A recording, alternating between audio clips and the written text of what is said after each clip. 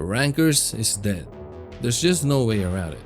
What was once the most exciting underdog story ever to win Ascension has been ripped apart in every way imaginable. I mean, yeah, you can pretend that they still exist in Envy, but let's be real, only one player from the original Rankers team remains. Instead of striving in Tier 1, what we got was a series of unfortunate events that slowly dismantled not only the team, but most especially the Rankers' dream. Welcome to snstry, and today we're talking Envy, the team formerly known as Rankers. They had a really good thing going, but instead of striving in Tier 1, the roster completely fell apart.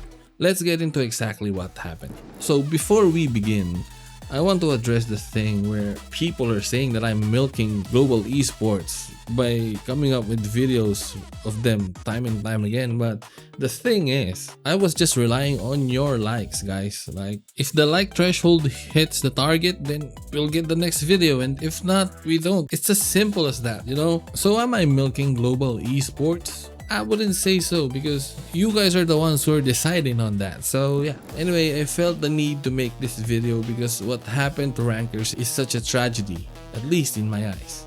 It's just unlucky as it gets. With that said, let's look back at the series of unfortunate events that killed Rankers before they even had a chance to play at full power in the VCT. So, you'd think winning Ascension would buy you some leverage, especially with a flashy player like Kane, who is sure to put tons of eyeballs on the screen thanks to his crazy, disrespectful playstyle. Yes, you don't understand. Wait, He's not good, you but see, he got... you seen? Fans are excited to see what he can bring to Tier 1, some were thinking he'd dominate the league, while others were just waiting to see him get humbled. But sadly, the age limitation came down like a guillotine. Kane and Ion were still too young to play in Tier 1, and thus, the original Ranker score had to be split apart. Talk about the absolute worst time to be young, right? They fought their way through Tier 2 only to have their Tier 1 stint fall apart before it ever actually started.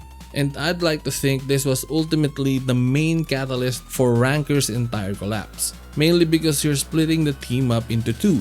And the thing is, the ones being left out are the stars of the team. I mean, we have already seen how this team looks without those two, and let's be honest, the other guys are good and all, but these two are the firepowers of the team. Envy without them in the roster is like bringing a knife to a gunfight. So, as hype as it was that Rankers ascended to Tier 1, the reality behind it is that it was never going to work in the first place. So, moving on to the next. It's one thing to criticize Riot over a bad meta change or a garbage rulebook, but it's an entirely different story when the tension within the team itself becomes too hot to handle. And we all know that at the start of the season, the vibes on the team went south. And because of this, Inspire was the odd man out, and the team decided he needed to leave. No one knows exactly what happened for Inspire to get booted. Even Rossi had a crash out. However, if we're connecting the dots, especially with a tweet from the owner, then I'd say it's pretty much still Inspire's attitude problem. I mean, it just sucks, man.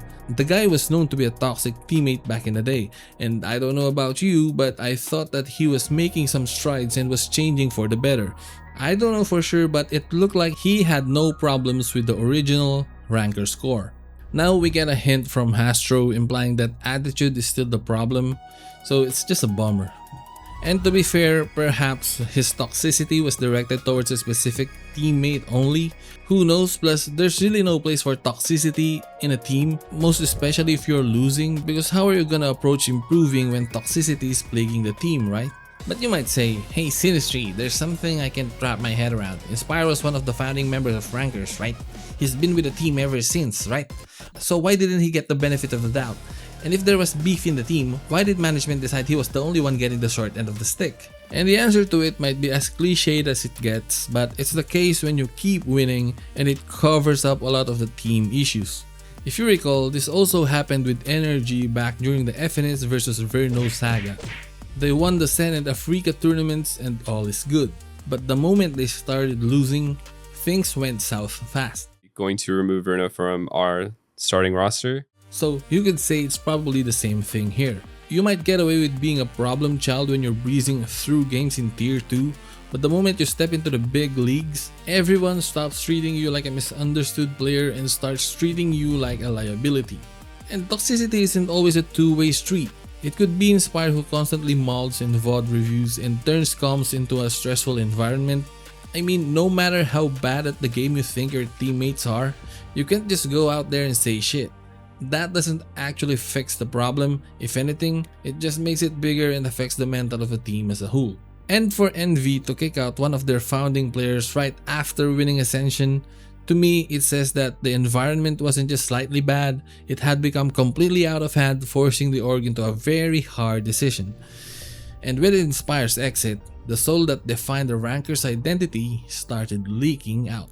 Now, before we delve into the killing blow that sent the ranker's dream into the graveyard, we've seen orgs fumble the bag and we've seen super teams implode.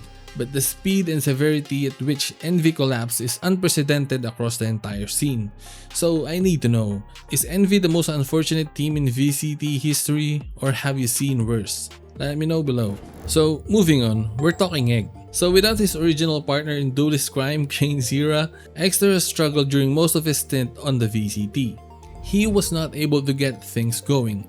Sure, he had some good maps, but he was up and down for the most part. I was actually waiting to see if things would change once Kane comes back. But before that even materialized, Riot nerfed Yoru. Look, I'm not saying they hate one tricks, but it's like Riot thought splitting the team wasn't enough handicap, so they doubled down and decided Envy just needed to suffer more. It just really was unfortunate. This resulted in teams suddenly ditching Yoru, and Envy was not an exception. Eggster tried a bunch of different agents, basically killing his identity and taking him out of his comfort zone. This ultimately led him to retire from pro play. I'll probably talk more about it, but basically, like, I'm not gonna lie. Pretty much all stage 2, my head has been in the clouds, bro. But the funny thing about this is that Paper Rex uses Yoru in Ascent, and you could say they were successful with it. Sure, it was a small sample size, but it goes to show that Yoru can still be a decent pick on certain maps if teams build a playbook around it and they have a Yoru specialist on the team. I'm not sure why Envy wouldn't want to try it, but maybe there's too much pressure on them to get the results. There's no time to experiment and try things out, basically a win now type of shit. But I will say this, somewhere out there, a universe exists where Eggster could have stayed and thrived if the team actually gave the nerf Yoru a shot. And what happened next, you literally can't make it up. The team is already internally bleeding from the roster split, the drama, Poppin arguing with randos on X, the nerfs, and all that. The only hope that Envy fans and maybe the org itself were looking forward to was Kane's arrival in the VCT. He was supposed to be the one who turned it around for Envy. But the soon-to-be 18-year-old superstar by the time of writing was slapped with a 1-year hardware ban, with Riot citing multiple terms of service violations as the reason behind the banning. And at this point, the team stopped bleeding because there was no blood left. The ranker's dream has died. In my opinion, this is the final nail in the coffin, not only for the org but also for the fans cheering for Envy and waiting for Kane's arrival in Tier 1. Sadly, his arrival will not happen this year. Who knows if it will ever happen at all, because Kane could literally do a boostio and simply jump to other games during the span of the ban.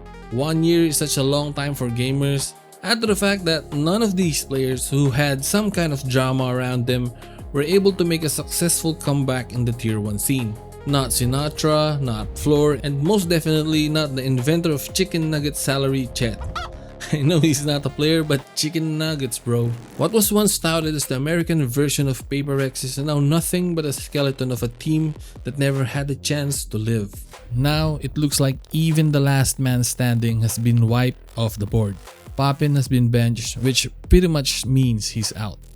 I mean, you have to feel for the guy. He fought tooth and nail for the ranker's dream, but we cannot deny the fact that it's officially dead. Every single comrade he went to the trenches with is gone. What used to be something close to home is now an endless road through a damned wasteland, haunted by the ghosts of everything they built. He was supposed to be the last man carrying the torch for the boys who got left behind, but sadly, the ranker's dream died along with Poppin's departure. And as an ending note, I would just like to say that these guys weren't supposed to be here. Before they were Envy, they were just a bunch of ranked players who decided to grind tier 2 just for the fun of it. But lo and behold, they actually won Ascension. They won the whole thing. They inspired many people to believe that anything is possible, that hard work pays off, and that in the end, things will always work out. So, how do you feel about the death of rankers? As always, thank you for taking the time to watch. I'll see you guys in the comments. Leave a like if you enjoyed, hit that sub button so you don't miss out, and I'll see you in the next one. Peace.